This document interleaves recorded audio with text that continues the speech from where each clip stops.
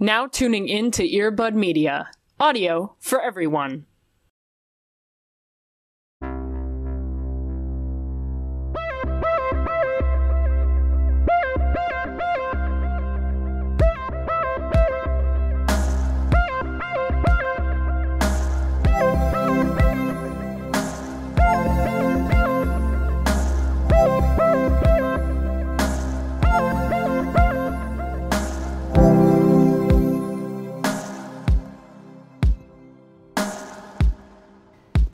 Alright, we're in it.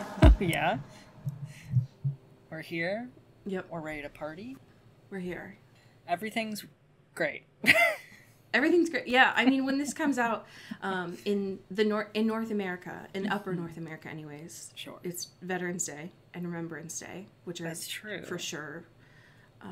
Those are real things. Real holidays that are Sorry. real. I mean, I don't have them off, so Sure. to me it's less real. But yeah, everything is awesome. When I have said this year that, like, everything was full circle from when we started this 8 years ago, not what I meant. That's not... Oops. That's not what I meant. It just, sometimes I want to go back to 2016 and, like, punch myself for a lot of reasons. Sure. But not. Hey, welcome to Twilight. Hey. Aren't you glad that... Hey, aren't you glad that for an hour each week, we don't talk about current events? Right. On the show? Smooth brain over here. And I just want to reiterate for folks, I feel like the people that listen to this know this, but I just want to make that explicitly clear. That does not mean that we are an apolitical show. Right. It's quite the opposite, actually. It is. That is the exact opposite. We are not talking about current events for our personal mental health. Mm-hmm. We are not. This is not an apolitical show. Yeah. We try to keep it apolitical. One, we started that for our mental health. Now, I'll say this for myself, Cody. I'm not going to make assumptions for you. Sure. I do that also so I can keep a job. Yeah. Right. Unfortunately. Yeah. How the world goes. Yeah. But that does not mean that if y'all are having any sort of critical thinking skills, that you are not aware of where we stand on here. Yeah. It should be explicitly clear. Especially with a certain character named Klaus, who we've been talking about for the last year. Yeah. So, if you don't already know, okay? Now you know. But anyway, welcome to Twilight. Hey. We're going to talk talk about vampires.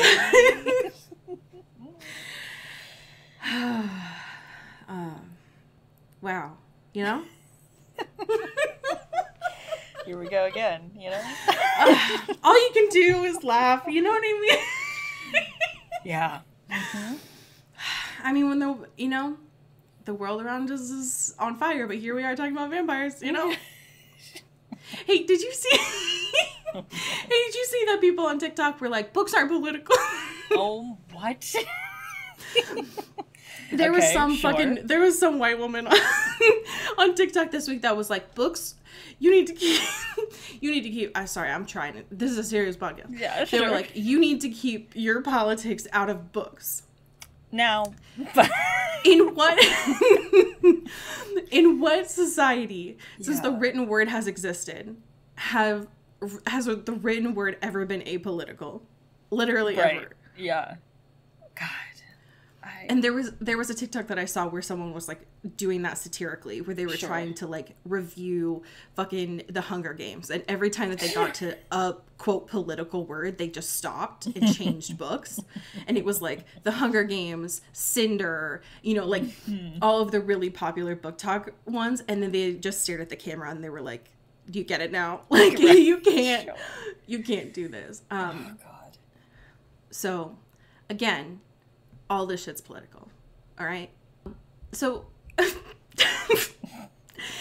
How are how are you? Mm-hmm. Yeah, you crushed that one, by the way. Can I just... Thank you. Here, just a clean take for our producer. How are you? Yeah. I'm here. Yeah. So congrats.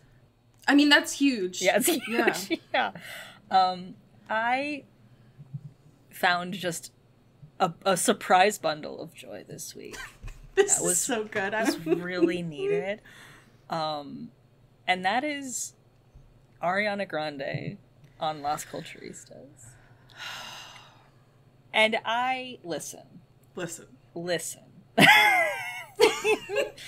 She's fucking funny, right? Like, we can all agree. Whatever you feel about, like, her pop star career or everything, whatever. Yeah. You know, to each their own. But she is unequivocally a very funny performer. Oh, 100%. She's in an era of, like, making fun of herself. Yes. Not in a way of, like, oh, she hates herself, but she's very much in a, like, self-deprecating, unhealed space, and I appreciate it a lot. Absolutely. And paired with, like, her best friendship, basically, with Bo and Yang, is incredibly important to me. And having them all kind of shoot the shit for, like, it was like a 2-hour podcast. Mm-hmm. It felt like nothing. It felt like I wanted it to be, it could have been 6 hours long, and I would have been like, I could have done this for another 12, you know? Like, yeah, that shit could have been a live stream. Yeah, I would have been so locked in, absolutely. And there's so many beautiful moments in this episode. Of course, famously, is her Emma Watson impression, which is really important to me. And how she says vocal fray, that's also really important to me. The fact that she talks about how the SNL sketch with the mom and, you know, the, like, family game night kind of thing was inspired by her mom and how intense she gets when they're competitively playing board games. That's really important to me. And it's a delight. It's like very emotional. Like, it's obviously a lot about Wicked, of course. So, and they get, like, kind of really inside baseball about it, which I think is fun. Her impression, which took no time, by the way. She dropped it immediately. Like, she was like, yes, I'm in. I'm here. There was zero time there. To me, makes her vocal training worth it. Yeah. It was like, oh, this is, sure, you did it for Wicked, sure. Mm-hmm. This is what you did it for. You realized you were going to be able to do a perfect Emma Watson. Yep. And we're like, oh, great. This changes everything for me. It's incredibly important. The way that she says Splinched lives in my brain. It is bopping around in there 24/7 since I watched this episode. Amen. It's really important, and they're, like, seem to be genuine friends. Because I think, too, like, the podcast, I don't watch or listen to it very regularly, but I like Bowen quite a lot. Mm-hmm. But I feel sometimes when they have guests, especially if they're not, like, friends with them, it does feel a little mismatched because Bowen and Matt are such close friends. Yes. And so it can kind of feel a little like people are taking the mic a little bit too much, or it's like they're not really included in, like, the general larger conversation, where this felt like they were all three, like, having a fluid conversation the entire time, and it felt very natural and friendly, which I think is a much better way to do that. 100%. I love it. I'm very glad. Sometimes I forget, which I shouldn't. Every time that I remember that she is directly related to Frankie Grande, I know. Chills. Yeah. Because I'm so, like, Ariana is in a different world to me than Big Brother Frankie Grande. Sure. And I'm not saying Big Brother related to her. I'm saying, like, Big Brother TM, the show, Frankie Grande. Right. Never forget. Never forget. Who, like, sometimes is now, like, part of the Drag Race audience, Frankie Grande. Every time I remember that those are the same group, I get it, like, gives me brain zaps. Yeah. It's very confusing. I love this, though. Yeah. How are you doing? Yeah, so I'm here. You also have a very important interview as well. We are very same-brained this week. Yeah, So I was thinking about what to bring this week, I was like, I need to bring something that like genuinely made me laugh this week. I thought about bringing the Stardew update, but that hasn't made me laugh so much as it's just been like where I've been disassociating into. Stardew doesn't make me laugh. It's just like I'm on my grind per se. So I was really glad that that console update finally came. So my my happy thing this week is that season 2 of Very Important People is here. God. Specifically, the premiere with Anna Garcia was like the only thing that made me laugh this week, and laugh so hard. Anna Garcia was also in season 1 of Very Important People, so to get to see just like a completely different character, I was so happy for fourth grader who wanted to be Rox. The way that Anna Garcia fully like was possessed by a fourth grader for this episode. Yes. I forgot for most of this episode that she was in that suit because she sounded so much like a fourth grade boy. Yeah. It was shocking. It was incredibly powerful. I loved this episode so much. It was haunting. And that's what I expect out of Very Important People. Yes. It set such a fucking tone for this season, which already has, like, it's going to have a bigger budget. It has more guests.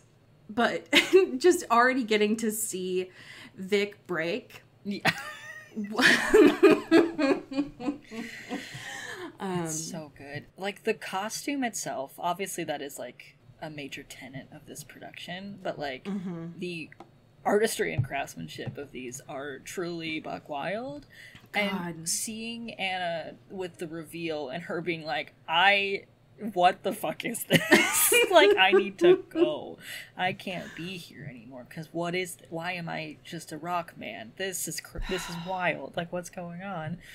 And to even see her kind of cycle through like different characters before settling in on the perfect thing, which is just a little boy who is Rox, is really important. It's so good. I love this show so much, and it's just it was exactly what I needed this week to just kind of break up all of the fucking discourse and be like, I need to see someone do improv as a 10-year-old boy who sometimes shits rocks and grows them back every night. But more importantly, is just like has a crush on his teacher because of course he does. You know what I mean? It was actually everything that I needed. I love this show. So we have good news and bad news for our current events this week. Would you like to start off with good news or bad news? Let's get the bad news out. Yeah, fuck it. Let's rip the Band-Aid off. Because I'm fucking mad. About many things, but particularly... Warner Brothers? Yeah. We're at your door. It's starting to feel personal. It has to be, right? It has to be. What else is it?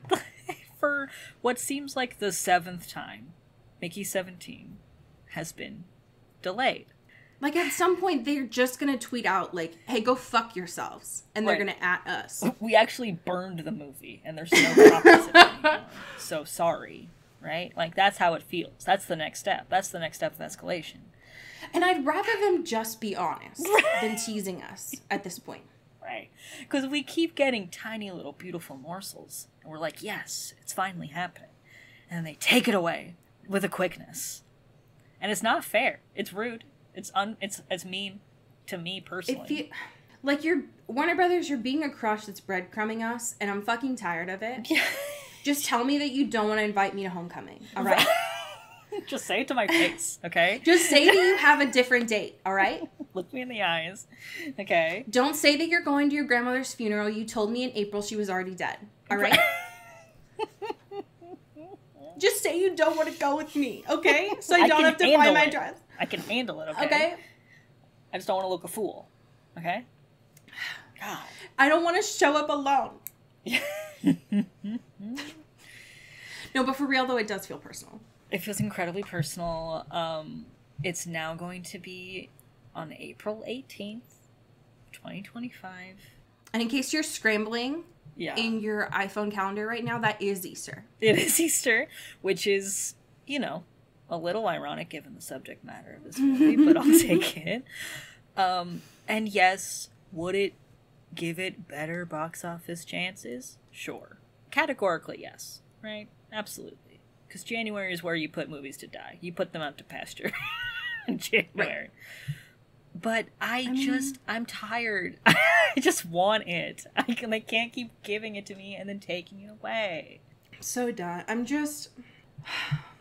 Here's the thing. I told you this before we started recording. I think it's fucking hilarious that they're putting this on the Catholic holiday of Easter. Sure. Apparently, Warner Brothers has done this before, of putting stuff out on Easter weekend. Yeah. So, sure. I didn't know that was a thing, but I believe you. How many times are the calendar planner girlies gonna have to white this out? Yeah. And change it? Because there has to be a Venn diagram of planner girlies and letterbox girlies. Yeah. Sure. Right? Like, absolutely. So it just feels rude. Yeah. And I just want to see it, okay? The only way that you can make this up to us, Warner Brothers, is one, stop being a shit company. Two, let us see this early. Yeah. And then I'll shut the fuck up. And I'll be fine with it. And then I won't bitch about it ever again. I swear to God. And I'll be super happy with it being on Easter. It'll be great. Yeah. So, stop being a shit company, pay your people, and send it to us early, and then you won't hear a fucking peep. I'll eat peeps, and I'll watch this, and it'll be great. We are very easily bought. I cannot stress this enough. Wait, actually, everyone shut up. Can you imagine when Robert does his begrudging press junket for this, that they do one of those, rather than like him and puppies answering questions about this movie, they put him with chicks for Easter? My God. That is beautiful. I'm just saying. Yeah, that's a galaxy brain idea for sure. Also, just in case, this is not news for the podcast, but Screen Rant is making it explicitly clear to me on this article that it is John Wick's 10th anniversity. So, so don't forget it. Just in case you were wondering. Yeah.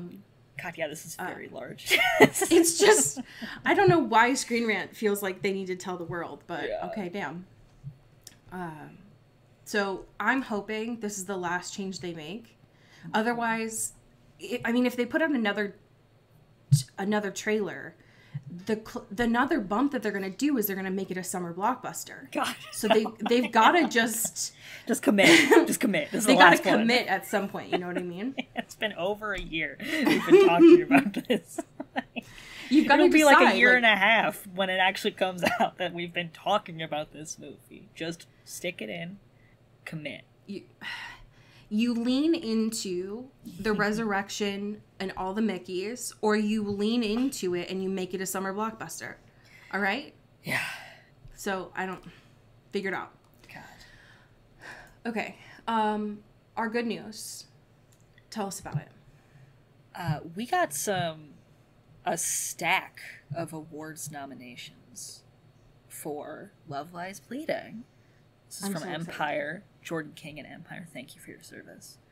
Thank you. And this is for the BIFA, which is the Best British Independent Film Festival. The Boy I Found Acting Awards. Yeah. Yes. And there are a lot of, 12?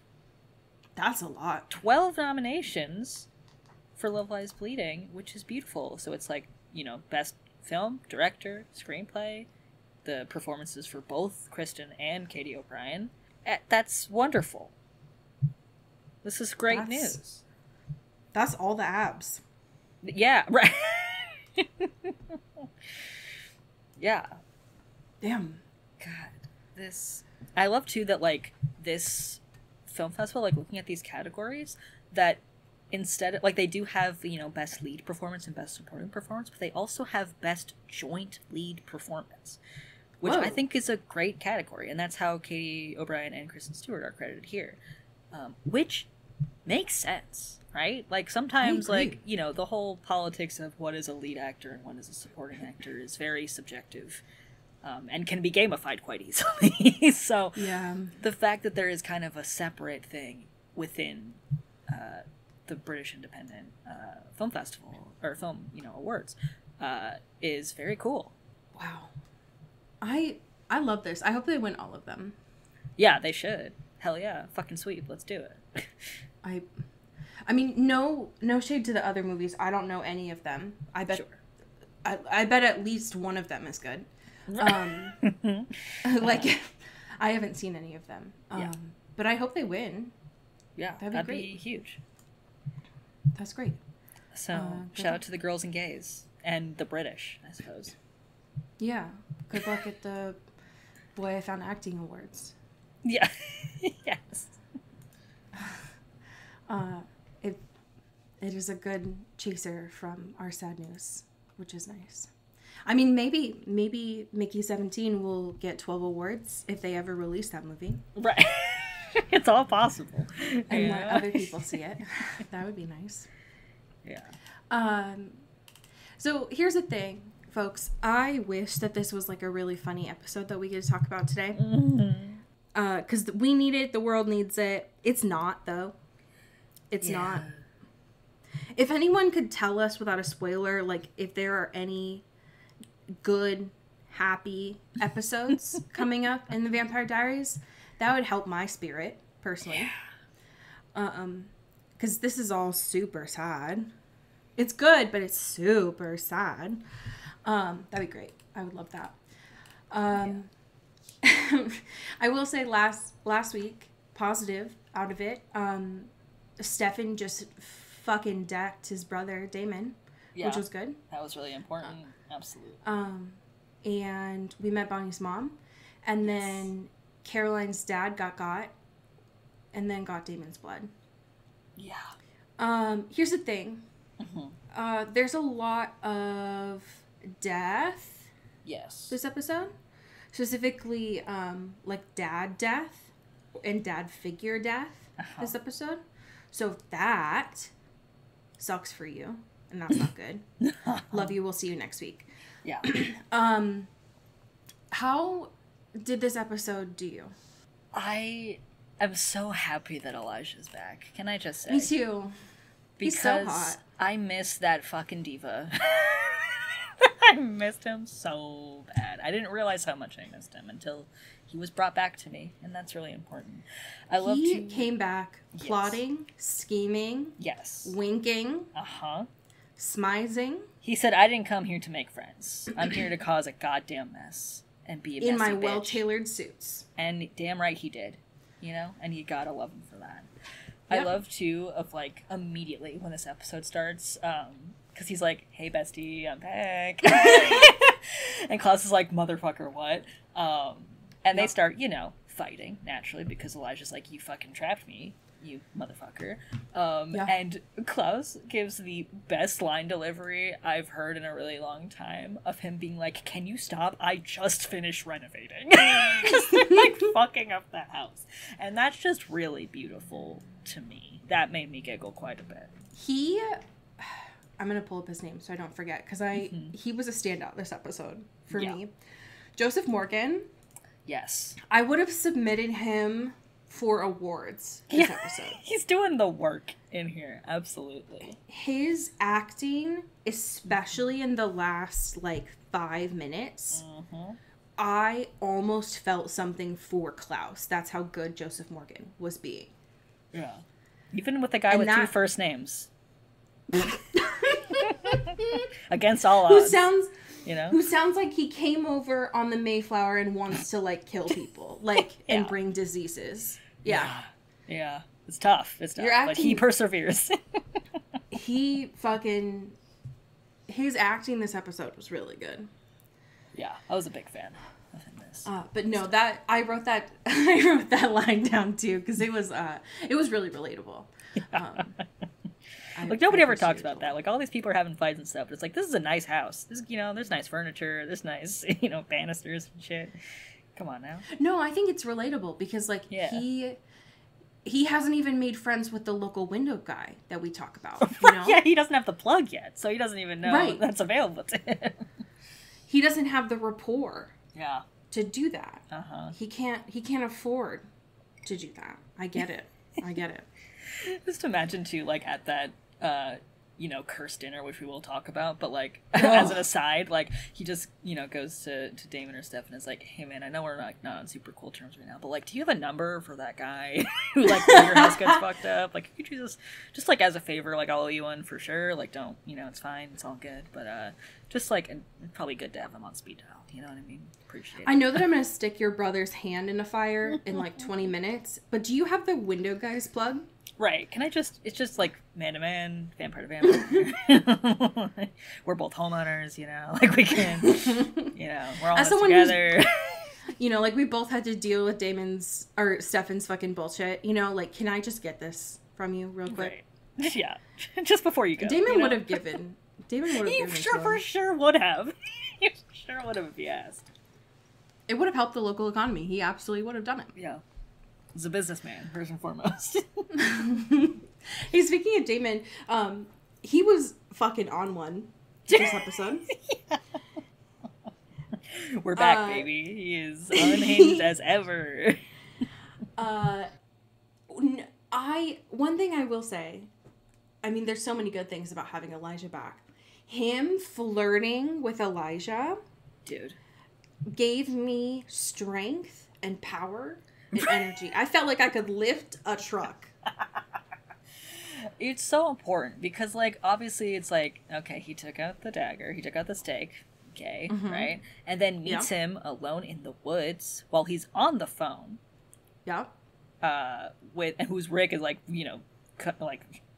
cussing him out, being like, fuck you, dude. And he's like, sorry, gotta go. I'm hanging out with my bestie, someone really important, meeting up with a special friend. It's like, hello? Excuse me? There's something here. And we find out that when Damon killed him, or right after Damon killed Elijah, he left a little love letter in Elijah's pocket for when he woke up. A fucking note. Inside his jacket pocket. This diva. Okay. These divas. Plural. Unbelievable. Just like older brother to older brother. Meet me in the woods. God. Let's kill your younger brother together. XOXO. Yeah. Maybe we'll kiss after, but like, who knows? Like, who knows? Just like keep everything up open. There's so many opportunities. Right. Play it by ear. I cannot with these two. God. I need more. I need more of their shenanigans. Mm-hmm. Please and thank you. Yes.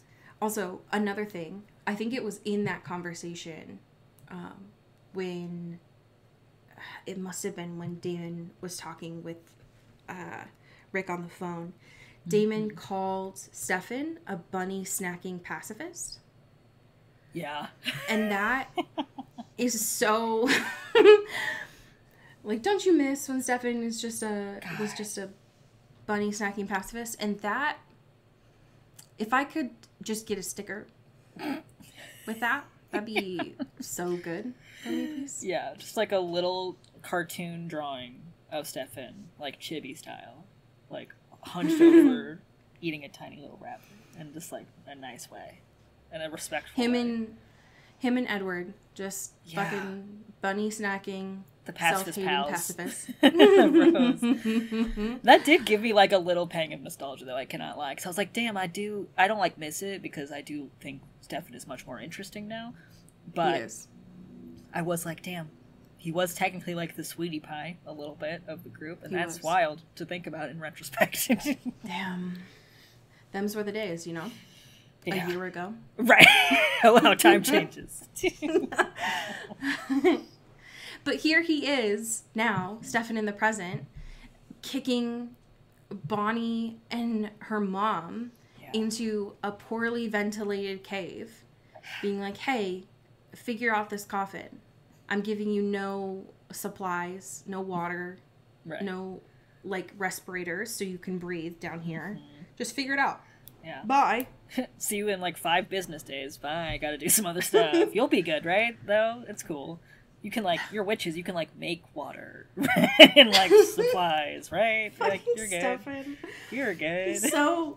He's so annoying. He's just like, bye Abby, bye Bonnie. I can't go in there to help you. Good luck. Yeah, it's like really scary in there. So you guys gotta cover it. You know, like I can't. You guys can for sure. I'm good though. Later. There was a moment. I don't know. In the dinner, there was like 30 seconds where I thought that Tatia was going to be in that coffin. I thought so, too. Because they kept making... She was obviously a large topic of conversation. As the, you know, original start of the doppelganger kind of like line, I suppose, for lack of a better word. Yeah. And with the fun added fact that, like Elena and Catherine, these two brothers were also obsessed with her in the same way. Which is new lore. Yes. That of like, this is the original Petrova. Yes. And I knew, because Klaus kept saying like, the thing that's in the coffin is what's gonna like save us or whatever. So I was like, that wouldn't make sense. And then he said obviously that like him and Elijah drank her blood. So I was like, that probably not. However, there was a moment where I was like, if Nina pops out of this coffin, I'm gonna give me a the third, fuck you out. know, give me a third Nina. Please God. Because Catherine is still alive. She's just out there somewhere. Yeah, she's fucking it up in Chicago. She's living her best life. So if we get to see It's all good. Nina, 3 Ninas, and it just keeps repeating. Like, if it just keeps growing every season, that would be, at some point it would be absurd. But at this point it would be hilarious. Sure. I feel like, listen, she could do it. On what, the 3rd season of this television show. Yeah. And I think it's a little fucked up that we only have 2 Ninas. You know, we could be scaling this. We have a lot of seasons to go. You know, we could have another one, I think, at least. It's fair. Yeah. I agree. I think that we have Nina. We have Elena for the present. We have Catherine for Stefan and Damon in the past when they were humans. And now we have Tatia for Klaus and Elijah back when they were humans. Yeah. So, I mean, sure. You know? Why not? Yeah. We'll just keep popping out doppelgangers whenever it's convenient for the plot. Yeah. Great. Sure. Sure, why not? I felt... I mean, I always feel bad because Bonnie currently is just being used as like a plot device rather than having a plot herself. Yeah. Which is not great. Like, she didn't really do anything this episode. Like, obviously her and Abby helped to unlock the coffin, which is massive. But she didn't do anything. Like, she was being used to do that. Yeah, it's like you only saw both of them, like, just doing their thing in the cave in very, like, sporadic moments. There wasn't a moment of, like, hey, girl, how you feeling? You know, like, can we talk about how weird this is? Or having any conversation with anyone. It just felt very in the periphery of, like, okay, this is naturally the step that needs to be done for the next thing to take place. But it's like, I don't know. Bonnie's interesting. They're both interesting, and their dynamic is interesting, and they both have a very still strained relationship with one another that we just explored. So, like, I don't know. I think there's fucking legs there. What the hell? I was also super nervous because, like, to do the spell, to unseal the coffin, it was another one of those where you needed 2 generations. Yeah. And the last time that 2 generations from Bonnie's line were needed, that didn't work out great. She doesn't have a great track record with that, for sure. And I mean, granted, like, when the tomb happened, I don't know that it was necessarily that, like, 2 lines of Bonnie's family were needed, so much as, like, she just needed another witch, and her Grams was there. Mm-hmm. But I was like, damn, if Abby dies, now Bonnie's gonna become the big bad, and I'm gonna support her. Right. It's gonna be great. I would ride with her. Absolutely. She's gonna be the one to kill Klaus, and nobody on the show is going to hear me say that she's wrong for it. Yeah. Actually. Sorry about it. I think they described it as like a blood knot, which was that was a gross way to describe that. Didn't have to. Felt like we could have found that better word. I stand by what I said I think the last 2 episodes. I don't think Meredith is the one killing is the serial killer. I still think it's Rick. Yeah. So, I think he just, like, he has these, like, bouts of, like, amnesia almost. You know what I mean? Mm-hmm. Like, I think there is some sort of, like, subconscious thing that is happening that makes more sense than just being, like, it's Meredith, you know? Yes, I agree. And I'm not entirely sure how that connects to what happened to him this episode. Yes, right. Of how he was hurt. But it's just I think Meredith is way too obvious, and then obviously Liz was like, this has Elena's prints on it. Mm-hmm. And these are all weapons from your family, and obviously we know Rick is the weapons guy. Right. But it was just him saying that he drunk dialed Meredith at 2 a.m. Mm-hmm. and Bill got discharged at night, and then he was stabbed in the medical supply closet. We don't know that it was necessarily at 2 a.m., but it was just one of those things where I was like, that could make sense. It just feels like some fucking vigilante stuff. Yeah. And because of the timing of when it started, with it being when he got struck by a smooth vehicle. Yeah. Uh-huh. I wonder, obviously it could just be like a TBI, right? Like, sure. It could just be a natural explanation. It's not, because it's Mystic Falls. But I think that I'm intrigued by what's going on. It feels like he may have just done a self-inflicted this week. Because the scene when Elena came back was just so... God, yeah. It was just so overt. Yeah. But I don't know. My senses were tingling of like, this is just a little... If you were trying to hurt someone, why would you make that much of a mess, you know? Yeah, it's a little much, my guy. Yeah. Reel it in. Like, you cut the power, and then you like, all right, sure. You know? Who's to say? But I'm confused. How did you feel about Bill? God. I mean, the storyline is tough, right? Yeah, man. Because, for many obvious reasons. And Caroline, much as she's been doing her entire life and relationship with him, has been like, hey man, you should not hate me for something I cannot control. Yeah.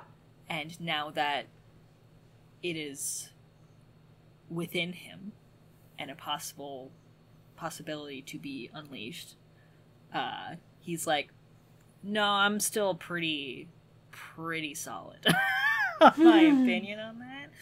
Even if the alternative is me dying. Because I have my faith, you know? I have my beliefs.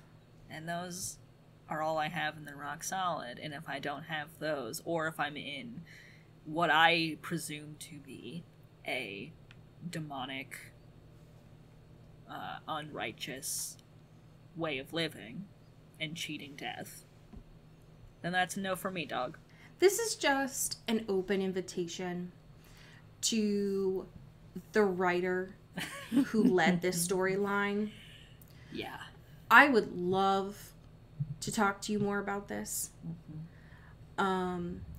One, like, how's your therapy going? You know what I mean? Right, yeah. Because, like, fuck you. I have to talk about this show in therapy now.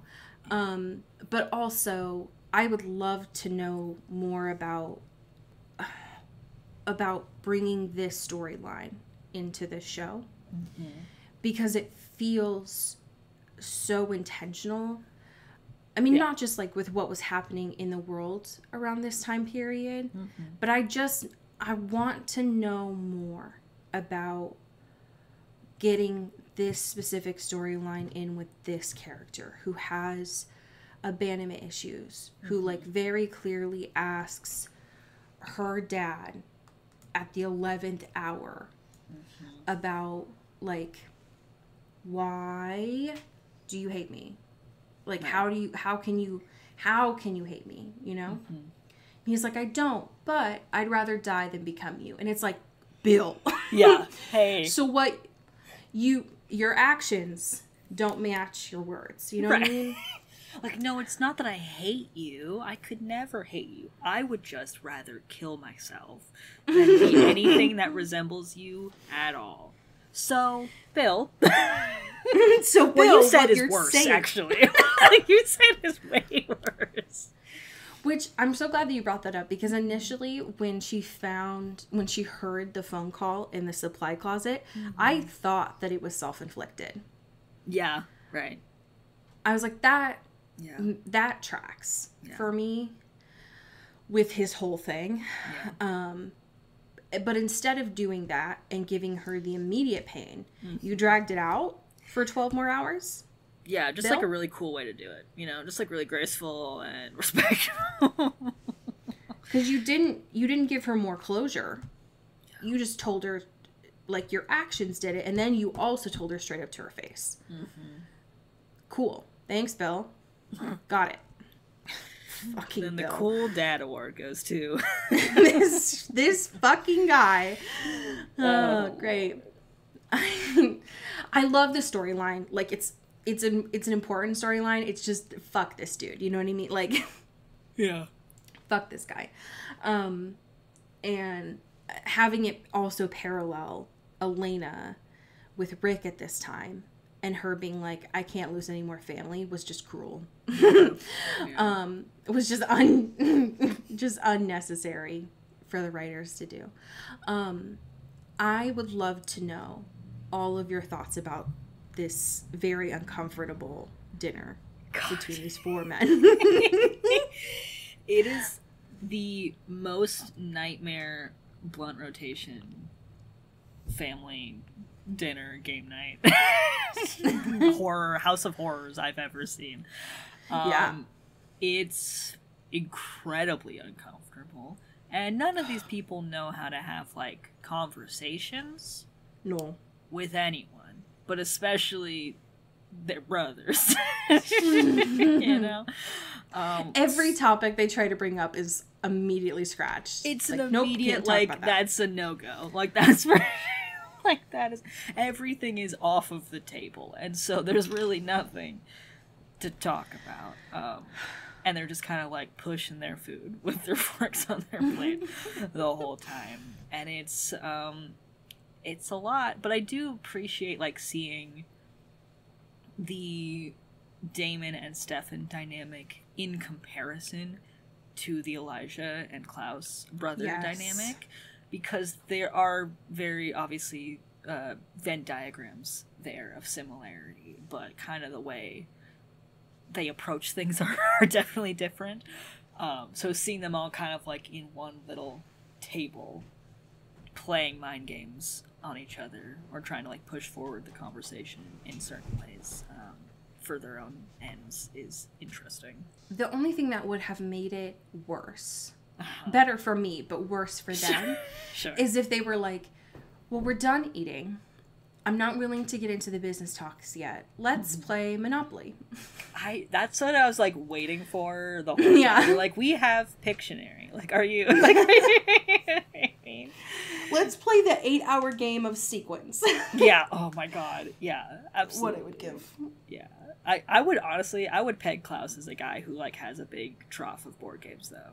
Oh, but, 100%. But like he doesn't really have friends, so he compels like, people. Yeah, like the same way they like build his house and like he makes his hybrids and stuff. And he's like, I'm making friends so I can play. I just want to have enough friends in my life to play Sorry regularly. Me as an only kid. Yeah. Right. And me as an only kid with my stuffed animals being like, play Monopoly with me. Right. I get it, honestly. Yeah.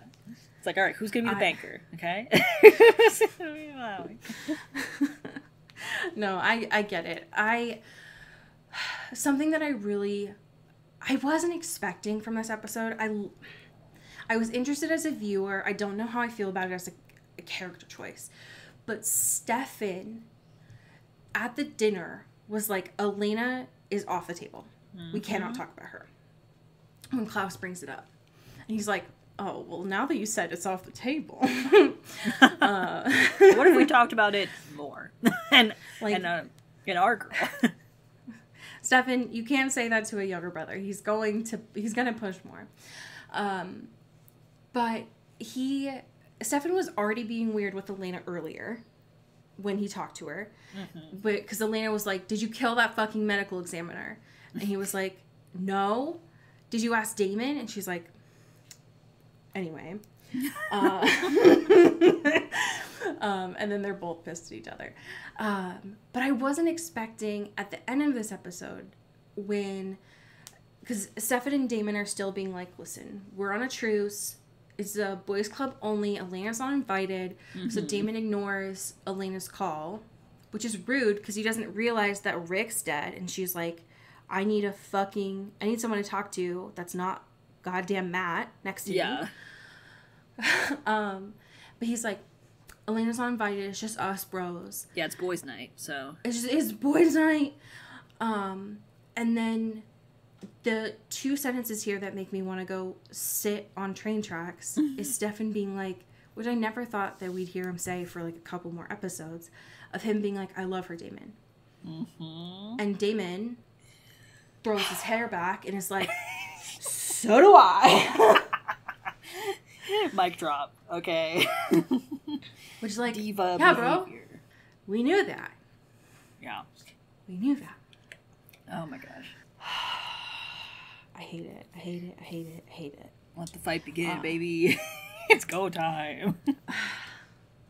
Also, I wrote this in my notes because it's important for viewers, but it's not important to the story. Matt was here.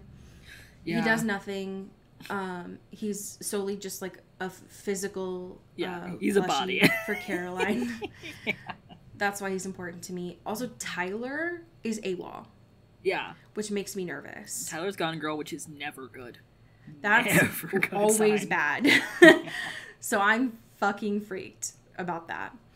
That makes me nervous. I am also nervous because the coffin is open and Bonnie and Abby KO'd. Alive, hearts beating, KO'd. Yeah. So, yikes. That's not good. This last scene with the family. Dude. Why are they all so hot? Convention of hotties. More about this guy with like the longer hair, because that took me out. That's a hot vampire sibling for sure. Who apparently didn't exist in the flashbacks. Right. Is named Cole. Oh yes. I thought that was eyeliner. Right. That's a Where'd name? you come from? Where'd you come, sweet thing? Like, what is this? Because in the flashback, we had Klaus Obbs. He had long hair back then. Yes. Elijah also had long hair back then. Then there was the little one, the little boy. What's his I think fucking... That's Finn. Finn was the one that died. Yes. Where was Cole? Getting water? Yeah. Right. Yeah. Why'd you do my boy dirty like that? Come on now. Where'd he show up from? Yeah. She's Louise. Yeah, it was a hottie summit. Yeah. And them just all absolutely going in on Klaus. I loved it, actually. It's really beautiful. And obviously a joy and a delight to see Rebecca again. Truly now vindicated. Yeah, she looks great.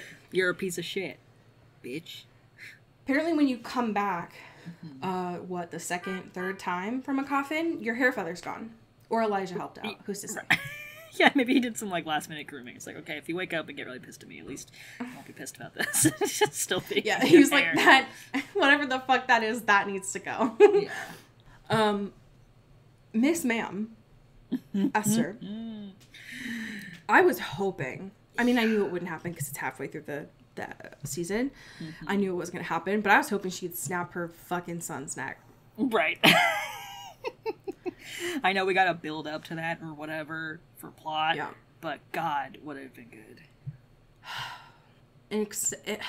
Instead, she was all like, I forgive you, let's be a family.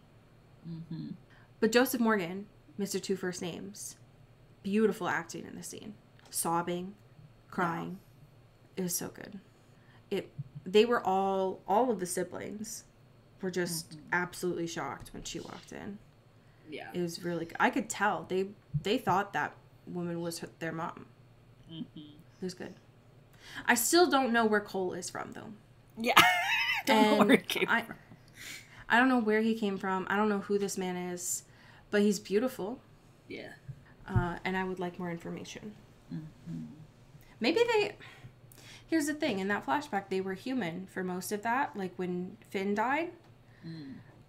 So they couldn't have killed him already. If someone could tell us, that'd be great. Yeah. But she wants them to all be a family, which is nice. It's not going to work out, but it's nice.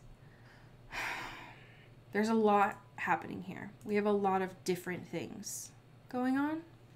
Yeah. And I don't know how it's going to lead to the obligatory Mystic Falls event that's going to happen next week, where we have a ball, we have a dance. Oh, Nelly. And a bunch more supernatural folks in the building. And Elena and Damon look very pretty here, though, so I'm excited. It's always bad news when these two are dancing together, so I'm very nervous. That's like a bad omen, for sure, for these two. Yeah. They should not be in any ballroom together. Yeah, especially when he doesn't know how to keep his lips away from her, so I'm scared. But we have some amazing patrons to thank. Would you like to start us off? Absolutely. Thank you to Callista Lockwood. Ooh, thank you to Sean Salvatore. Ooh, thank you to Megan Pattinson. Ooh, thank you to Katya Karp. Oh, thank you to Genevieve Morgan. Ooh, thank you to Danielle Burke. Oh, thank you to Janae Bennett. Ooh, thank you to Sophia Salinger. Ow, ow. Thank you to Dan Zeklos.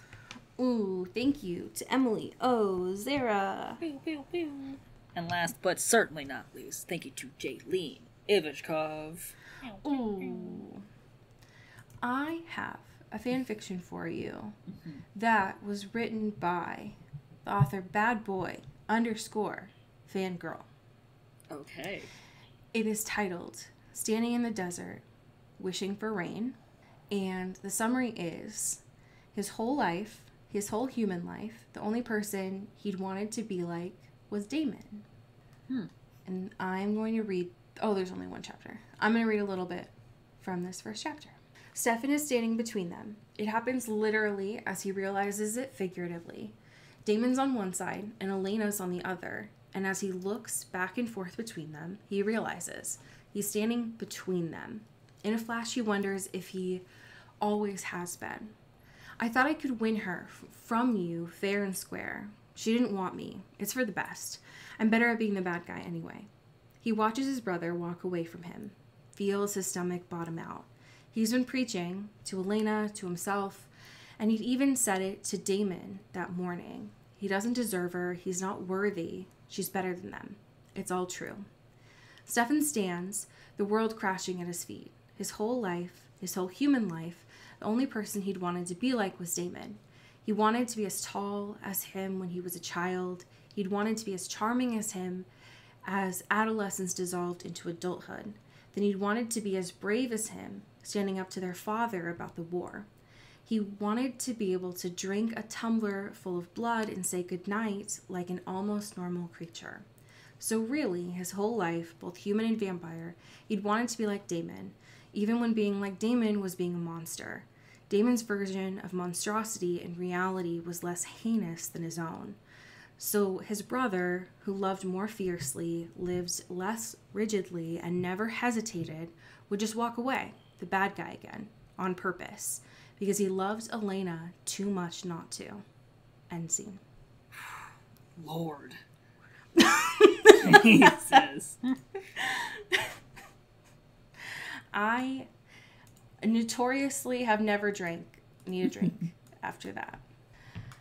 I have a feeling this is what we are nearing towards. And I'm not looking forward to it as someone who has emotions, but sure. I'm also very excited for it. Yeah. Well, friends, you have 2 very important interviews to catch up on. Absolutely. I'm very excited for you. Tell your friends about the show. You also have a couple of weeks before we do our bonus on, drumroll please, tell the friends. What are we watching this month? Woman of the Hour, baby. Anna Kendrick. Hell yeah. Netflix. So you still have a couple of weeks to watch that before we review it. But as we say here in the Pacific Northwest, get bit. Ooh. Ow.